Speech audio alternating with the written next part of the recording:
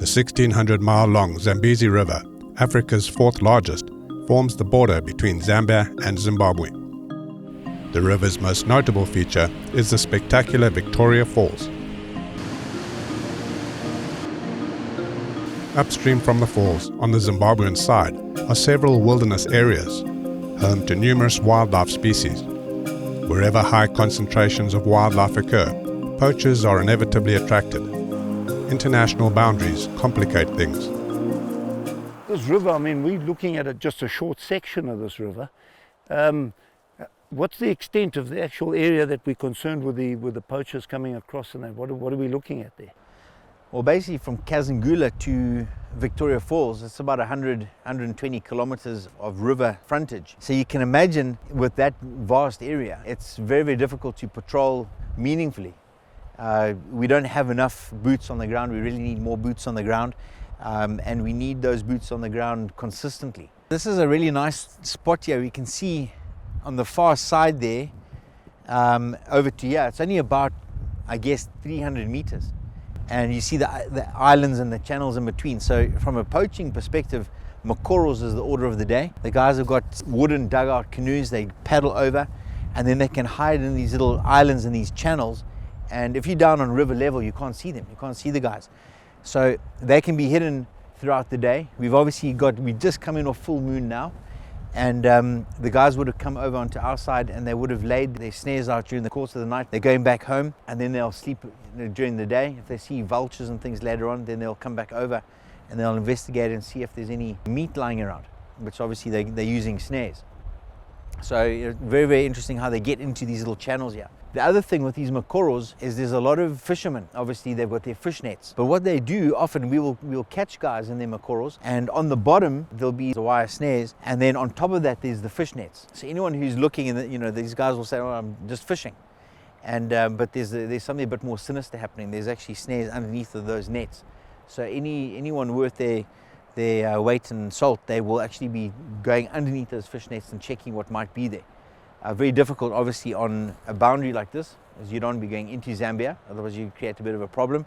But if you catch the guys on our side, then that's what you're doing. You're looking through all of the equipment to see what they might have. Having a chat yesterday, a couple of guys, how do you measure the success of anti-poaching? And the way that I feel it, the success means we should be going out and not finding one snare. We should not find any people, any incursions into these areas. But in order to do that, 120 kilometers. Yesterday we were out for a good afternoon, and we probably only covered just over a kilometer in distance. Now you've got 120 of those kilometers to cover. It's very, very porous. There's no fences. The only thing that we've got really between us and the far side is the river. That's all it is, and that's very easy to navigate over. Just get a little boat and off you go. So we really need good boots on the ground here. So it's just really like trying to build an incentive for people to come out and help and be involved in this whole project.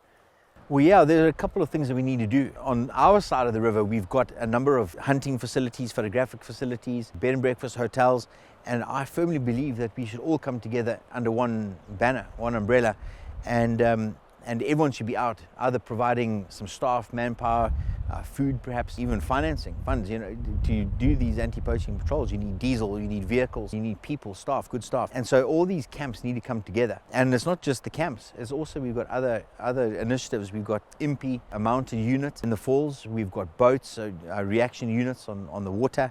We've got boots on the ground, we've got a dog unit. So it's important for all these different factions to come together and work collectively to protect that 120 kilometers. If you don't do it collectively, then people are going to come through. It's very, very porous as it stands at the moment. Sure, and I mean, literally we're just checking maybe a couple of 100 yards or meters from the water's edge.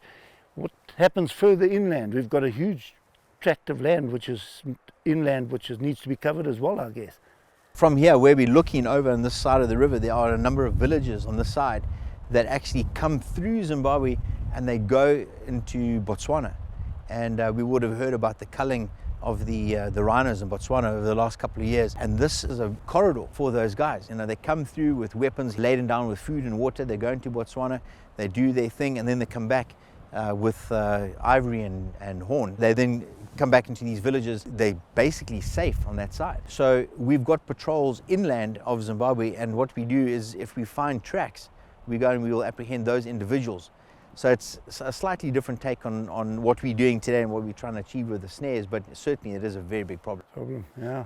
What sort of infrastructure is on the other side? I mean, what feeds these villages? How do they get access to these villages?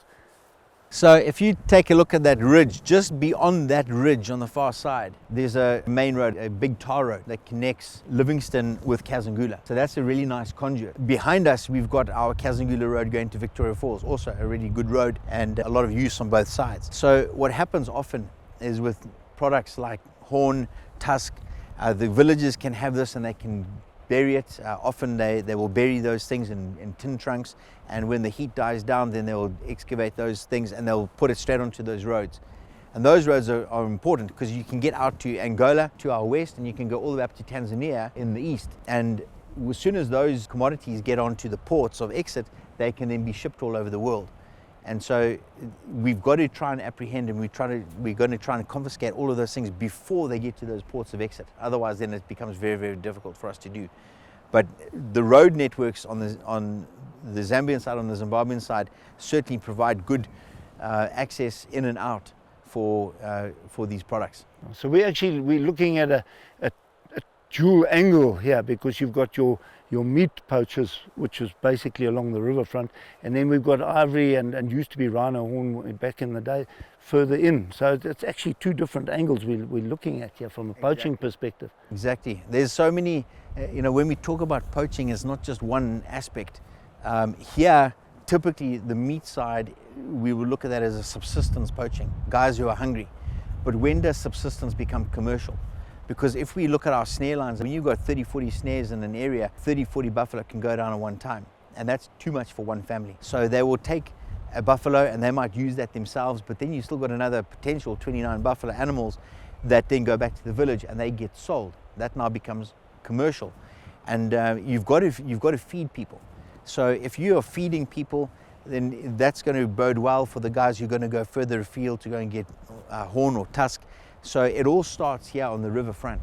So where you can feed a people or an entity, that's good for then your next phase, which is going to get the big stuff, the very, very valuable tusk and horn. Sure.